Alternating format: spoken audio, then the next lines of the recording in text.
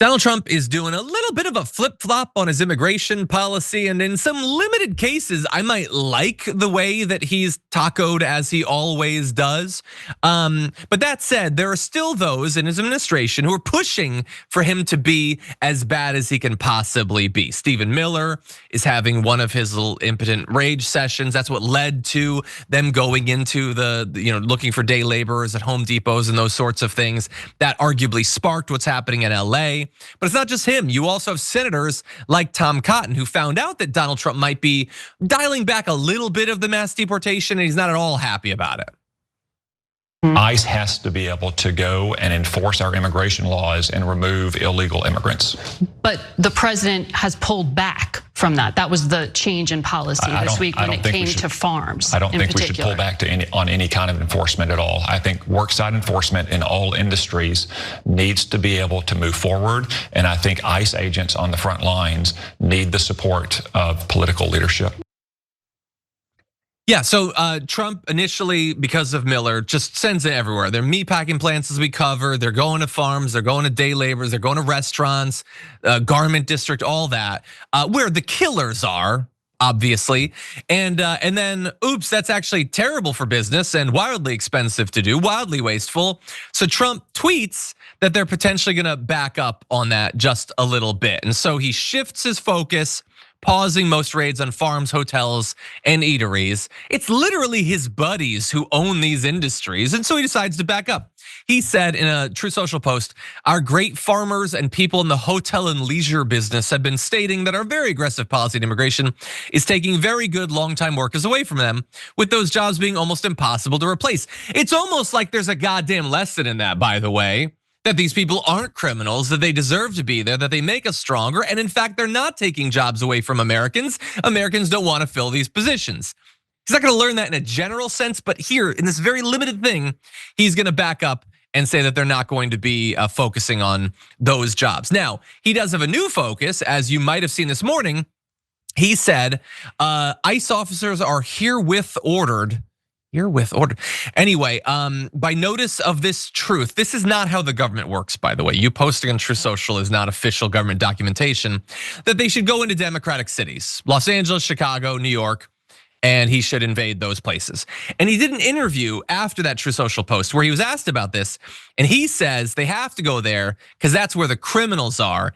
He said Joe Biden let in 21 million undocumented migrants. So every single undocumented person in America was let in under the 4 years of Joe Biden. There hadn't been any before that. And he said, and I swear to God, he said the vast majority are killers. Now, is that who they're going for? Again, it has never been who they're going for. Again, you do not track down the day laborers in a parking lot at Home Depot because you think they're serial killers. You do it because you're desperate to get migrants. That's it. And so I really hope that as a nation, we're done with the lie that this is about the worst of the worst or violent criminals or whatever. This is just now selectively finding, okay, we have to get the numbers up because Stephen Miller will whine at me on the phone again if I don't. But I don't want to screw over the hotels because I own hotels. So I guess we'll just send them into blue cities and cause havoc. And then if there's protests, we can crush them with the National Guard and the Marines. That's what the strategy seems to be to me, but what do you think? This is, I touched on this earlier, but really we're seeing Trump's absolute insecurity on full display here. And the problem with having a narcissist in the highest position of government is that millions of people's lives can and will be upended based on the whims of an unstable leader.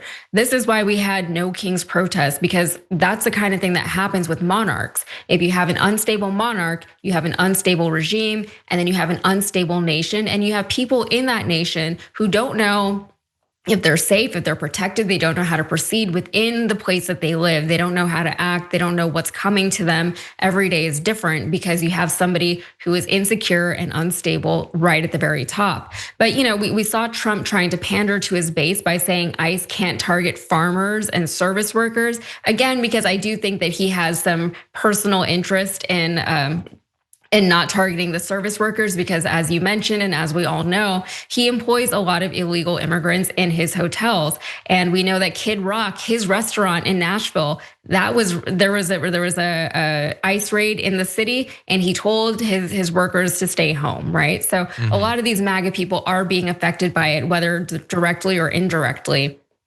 And so he tried to reel those back. And it's almost impressive, though, how he was able to tank his approval on this one particular issue, because this was the issue that actually, garnered him the most support. This was the one that galvanized the most support behind him from not just the MAGA base, but just from regular everyday Republicans, whatever that even means these days. I feel like at this point, there's no difference between a regular Republican and a MAGA Republican, but that's, that aside.